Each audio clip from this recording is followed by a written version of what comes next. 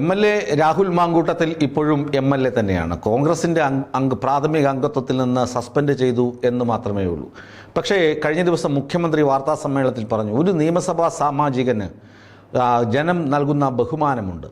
ആ ബഹുമാനം എന്തിനാണ് നൽകുന്നത്? ജനങ്ങളോടുള്ള ഇടപെടൽ, ജനങ്ങൾക്ക് വേണ്ടിയുള്ള അയാളുടെ പൊതുപ്രവർത്തനം, ഇതൊക്കെയാണ് ആ ബഹുമാനത്തിൻ്റെ ആധാരം. പക്ഷേ രാഹുൽ മാങ്കൂട്ടത്തിൽ ആ ബഹുമാനങ്ങൾക്കൊന്നും അർഹനല്ല എന്ന് തെളിയിക്കപ്പെട്ടിട്ടുണ്ട്. ചില ആളുകൾ അതിൽ നിന്നൊക്കെ വ്യതിചലിച്ചിട്ടുണ്ട്, ആ ബഹുമാനത്തിൽ നിന്നും ആ കർത്തവ്യങ്ങളിൽ നിന്നുമൊക്കെ വ്യതിചലിച്ചു പോയിട്ടുണ്ട്. പക്ഷേ ഇമ്മാതിരി തരംതാണ തരത്തിലാരും പോയിട്ടില്ല. ഒരുപക്ഷെങ്കിൽ മുഖ്യമന്ത്രി പിണറായി വിജയൻ ഉദ്ദേശിക്കുന്നത് മുകേഷിനൊക്കെ ആയിരിക്കും. മുകേഷിനൊക്കെ തെറ്റ് പറ്റിയിട്ടുണ്ട്, പക്ഷെ അവരൊന്നും ഇമ്മാതിരി തരംതാണ പരിപാടിക്ക് പോയിട്ടില്ല. അപ്പോൾ ഇമ്മാതിരി തരംതാണ പരിപാടി എന്ന് പറയുമ്പോൾ അതിനകത്ത് ഉണ്ട്, എല്ലാ അർത്ഥവും അതിനകത്തുണ്ട്. രാഹുൽ മാങ്കൂട്ടത്തിൽ ആ ഗർഭിണിയായ തൻ്റെ കാമുകി എന്ന് പറയാമല്ലോ, പ്രണയം വലിയ പണ്ടാരമാണെന്നാണ് അദ്ദേഹം കോളേജ് മാഗസിനിൽ എഴുതിയിരുന്നത്. അപ്പോൾ അദ്ദേഹത്തിൻ്റെ കാമുകിയോട് പറയുന്നുണ്ട്, നിന്റെ ഗർഭം അലസിപ്പിക്കണം, ഗർഭസ്ഥ ശിശുവിനെ പോലും കൊല്ലണം. ആ തരത്തിലാണ് പ്രയോഗങ്ങൾ. അങ്ങനെ ക്രൂരത, കൊല്ലാൻ എനിക്ക് നിമിഷ നേരം മതി എന്നുള്ള ആക്രോശം, ഇത് ഒരു സാമാജികനിൽ നിന്ന് ഉണ്ടാകുമ്പോൾ അത് വലിയ ഭവിഷ്യത്താണ്. ഈ രംഗത്ത് പ്രവർത്തിക്കുന്ന പൊതുപ്രവർത്തകരെ ആകെ കളങ്കിതരാക്കുന്ന നടപടിയാണ് എന്നത് പകൽ പോലെ വ്യക്തമാണ്. അതുകൊണ്ട് തന്നെയാണ് ക്രൈംബ്രാഞ്ച് കേസെടുത്തിരിക്കുന്നത്. ക്രൈംബ്രാഞ്ചിൻ്റെ കേസിൽ നിലവിൽ വലിയ പ്രശ്നങ്ങളൊന്നുമില്ല. എന്താണ്, BNS 78(2) കേരള പോലീസ് ആക്ടിലെ 120 ഒക്കെയാണ് ആ കേസ്. അതായത് ജാമ്യം ലഭിക്കുന്ന കേസുകളാണ്, എന്നാൽ ശിക്ഷാർഹമായ കുറ്റങ്ങളുമാണ്. അത് സോഷ്യൽ മീഡിയയിലൂടെ, പുറത്തല്ല, കോളേജ് ക്യാമ്പസിലൊക്കെ ആണെങ്കിൽ പണ്ടൊക്കെ ആണെങ്കിൽ ഇങ്ങനെ പുറകെ നടന്ന് പൂവാലന്മാർ പെൺകുട്ടികളെ പെൺകുട്ടികളെ ശല്യം ചെയ്യാറുണ്ട്. ഇപ്പോൾ അങ്ങനെയല്ല, സോഷ്യൽ മീഡിയയിലൂടെ പിന്തുടർന്ന് ഇഷ്ടമില്ലാത്ത കാര്യങ്ങൾ പറയുക, ഇഷ്ടമുണ്ടോ എന്ന് ചോദിക്കുക, സുന്ദരിയല്ലേ എന്ന് പറയുക, സുന്ദരിയുടെ ജാടയാണെന്ന് പറയുക, മോളൂസെ പൊന്നൂസെ എന്ന് വിളിച്ചൊക്കെ ഇങ്ങനെ ശല്യപ്പെടുത്തുക, ഒരുമാതിരി ഇക്കിളിപ്പെടുത്തുക, ശല്യപ്പെടുത്തുക. അതിനെതിരെ ആ വകുപ്പ് ചുമത്തിയാണ് കേസെടുത്തിരിക്കുന്നത്. ആ കേസ് നിലനിൽക്കുമോ, അതിൽ രാഹുൽ മാങ്കൂട്ടത്തിൽ ഇനി ജീവപര്യന്തം ശിക്ഷിക്കുമോ എന്നൊന്നും നമുക്ക് പറയാൻ പറ്റില്ല. ആ കേസ് വലിയ ജാമ്യം ലഭിക്കുന്ന കേസാണ്, എന്നാൽ ശിക്ഷാർഹമായ കേസാണ്.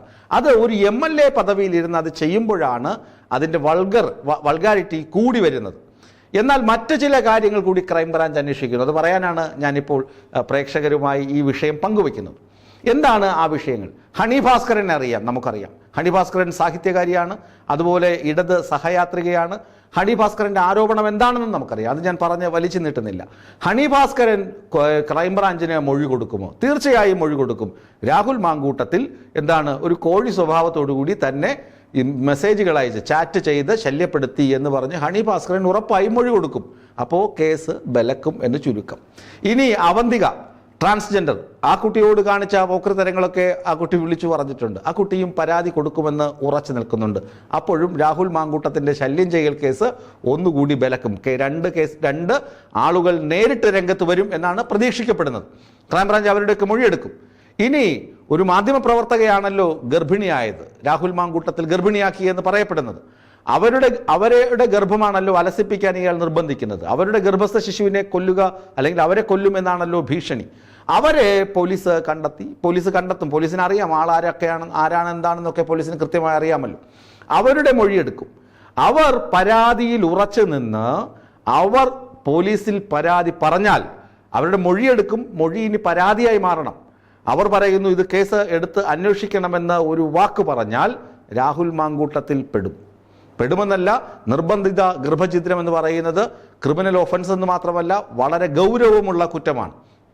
അതുമാത്രമല്ല, 2 പരാതികൾ ബാലാവകാശ കമ്മീഷന് കിട്ടിയ പരാതിയുണ്ട്. തിരുവനന്തപുരത്തും കൊച്ചിയിലും പോലീസ് സ്റ്റേഷനുകളിൽ കിട്ടിയ പുറമേ നിന്നുള്ള പരാതികൾ, അഭിഭാഷകന്റെ പരാതിയൊക്കെ കിടപ്പുണ്ട്. ഈ പരാതികൾ കൂടി ക്രൈംബ്രാഞ്ച് ഈ കേസിനൊപ്പം ചേർത്ത് ഒരുമിച്ച് അന്വേഷിക്കും. അപ്പോഴും കേസ് ബലക്കുന്നു. രാഹുൽ മാങ്കൂട്ടത്തിനെതിരെയുള്ള കേസുകൾക്ക് ബലം കൂടുന്നു. അപ്പോൾ ഈ കേസുകൾ ബലം കൂടുന്നതിനനുസരിച്ച് രാഹുൽ മാങ്കൂട്ടത്തിൻ്റെ ഭാവി ഇരുളടഞ്ഞതാകും എന്ന് ചുരുക്കം. ഇനി മറ്റൊരു ആളുണ്ട്, കോൺഗ്രസിൻ്റെ സഹയാത്രികയായ റിനി ആൻഡ് ജോർജ് എന്ന മാധ്യമപ്രവർത്തകയും ചലച്ചിത്ര നടിയുമായ യുവതി. അവർ ആണ് ആദ്യം ഒരു മാധ്യമപ്രവർത്തകയുടെ പേരിലുള്ള ആരോപണമൊക്കെ വന്നു. അത് മാധ്യമ സ്ഥാപനവും പ്രതിപക്ഷ നേതാവും ഒക്കെ ഇടപെട്ട് അത് ഏകദേശം ഒതുക്കി തീർത്തു. വീണ്ടും നിരന്തരം രാഹുൽ മാങ്കൂട്ടത്തിനെതിരെ സോഷ്യൽ മീഡിയ ആക്രമണം തുടർന്നപ്പോഴാണ് റിനി ആൻഡ് ജോർജ് കേരള കൗമുദിയിൽ ഇന്റർവ്യൂവിന് പോകുന്നതും അവിടെ വെച്ച് പറയുന്നത്, രാഷ്ട്രീയ നേതാക്കളിൽ ചിലർ ഇങ്ങനെ അമാന്യമായി മോശമായി പെരുമാറിയിട്ടുണ്ട്, ഞാനതിൻ്റെ തിക്ത ഫലം അനുഭവിച്ച യുവതിയാണ് എന്ന് പറയുമ്പോൾ അവിടെ തുടങ്ങുന്നു രാഹുലിൻ്റെ കഷ്ടകാലം. റിനി ജോർജാണ് പറയുന്നത് മോശപ്പെട്ട മെസ്സേജുകൾ, 5 സ്റ്റാർ ഹോട്ടലിലേക്ക് ക്ഷണിക്കൽ, ഇതൊക്കെ എങ്ങനെ സാധ്യമാകുന്നു, ഇത് വളരെ മോശമാണ്. എന്നിട്ട് പ്രതിപക്ഷ നേതാവിനോട് പരാതി പറഞ്ഞു. അങ്ങനെയുള്ള പരാതിയിൽ കോൺഗ്രസ് സഹയാത്രികയും വി ഡി സതീശനൊപ്പം ബർത്ത്ഡേ കേക്ക് വരെ മുറിച്ച ആ റിനി ആൻഡ് ജോർജ് എന്ന് പറയുന്ന നടി ആ പരാതിയിൽ ഉറച്ചു നിന്ന് രാഹുലിനെതിരെ പോലീസിൽ മൊഴി കൊടുത്തു കഴിഞ്ഞാൽ രാഹുലിന് അത് ഇരട്ടി പ്രഹരമാകും എന്ന് മാത്രമല്ല അത് വളരെയധികം പാർട്ടിക്കകത്ത് ചർച്ച ചെയ്യുകയും ചെയ്യും. ഇനി മുമ്പ് ഒരു AICCക്ക് ഒരു പരാതി പോയിട്ടുണ്ട്. മുൻ MP-യുടെ മകൾ ജാതി പറഞ്ഞിട്ട് രാഹുൽ മാങ്കൂട്ടത്തിൽ കല്യാണത്തിൽ നിന്നും പിന്മാറിയ ഒരു സംഭവമുണ്ടല്ലോ. ആ പെൺകുട്ടിയോടും വളരെ മോശമായാണ് രാഹുൽ പെരുമാറിയിരുന്നത്. ആ പെൺകുട്ടിയും AICCക്ക് പരാതി കൊടുത്തിട്ടുണ്ട്. ഇനി അറിയപ്പെടാത്ത ചില പരാതികൾ, ഞാനിപ്പോൾ 6 പരാതിയുടെ കാര്യമാണ് പറഞ്ഞത്. ഇനി അറിയപ്പെടാത്ത നിറയെ പരാതികൾ പ്രിയങ്ക ഗാന്ധിക്കും AICC ആസ്ഥാനത്തും കുന്നുകൂടി കിടക്കുന്നുവെന്നാണ് മാധ്യമ വാർത്തകൾ. ചില മാധ്യമങ്ങൾ രാഹുൽ മാങ്കൂട്ടത്തിനോട് ഇഷ്ടക്കേട് കൊണ്ടാകാം ഇങ്ങനെ തള്ളി മറിക്കുന്നതെങ്കിലും ഒന്നിലധികം പരാതികൾ AICCക്ക് ലഭിച്ച സാഹചര്യത്തിൽ രാഹുൽ എന്ത് ചെയ്യും? നിയമക്കുരുക്ക് മുറുകുന്നു. MLA സ്ഥാനത്തുണ്ട്, പക്ഷേ പാലക്കാടേക്ക് പോകാൻ പറ്റില്ല, പ്രതിഷേധം കനക്കും. ഷാഫി പറമ്പിലിനെ പോലെ നെഞ്ചുറപ്പോടുകൂടി കരളുറപ്പോടുകൂടി ഇറങ്ങി നിന്ന് പട്ടിയെന്നും പുല്ലേന്നും ഒക്കെ വിളിച്ചാൽ കേട്ടിട്ട് പോകാൻ അങ്ങനെ മനസ്സില്ല എന്ന് പറഞ്ഞ് ആ ദേഷ്യത്തിൽ പോകുന്ന രംഗമുണ്ട്. അതുപോലെ ഒന്ന് രാഹുൽ മാങ്കൂട്ടത്തിന് ഇറങ്ങി കാണിക്കാൻ പറ്റുമെന്ന് തോന്നുന്നില്ല. കാരണം സ്വന്തം പാർട്ടിയിൽ നിന്ന് തന്നെ പാരകൾ ധാരാളമുണ്ട്. അപ്പോൾ രാഹുൽ മാങ്കൂട്ടത്തിൻ്റെ രാഷ്ട്രീയ ഭാവി ഇരുളടയുകയാണ് ഇതോടുകൂടി എന്ന് വിധി എഴുതാൻ കഴിയുമോ? ഈ പരാതികളിൽ പരാതിക്കാരികൾ ഉറച്ചു നിന്നാൽ വെറും മാധ്യമ വിചാരണ കൊണ്ട് കാര്യം നടക്കില്ല. മാധ്യമങ്ങളിൽ എന്ത് തലങ്ങും വിലങ്ങും എഴുതിയെന്ന് പറഞ്ഞിട്ടൊന്നും കാര്യമില്ല. സോഷ്യൽ മീഡിയ ചർച്ചകൾ കൊണ്ടും ഫലമില്ല. ഈ പരാതി നേരിട്ട് രാഹുൽ മാങ്കൂട്ടത്തിൽ നിന്ന് തിക്താനുഭവമുണ്ടായ യുവതികൾ രംഗത്തെത്തി പരാതിയിൽ ഉറച്ചു നിൽക്കുകയാണെങ്കിൽ രാഹുലിൻ്റെ ഭാവി തൃശങ്കുവിൽ എന്ന് പറഞ്ഞ് നമുക്ക് ഒഴിയാൻ പറ്റില്ല. ഇരുളടഞ്ഞു പോകും, പാതാളത്തിലായി പോകും എന്നതിൽ തർക്കമില്ല.